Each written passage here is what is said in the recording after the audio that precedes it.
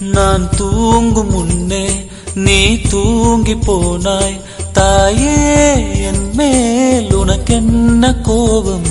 கண்ணான கண்ணே, என் தெய்வ பெண்ணே, கண்ணில் தூசி நீ ஊத வேண்டும். ஐயோ ஏன் இந்த சாபம் எல்லாம் என்றோ நான் செய்த பாவம்.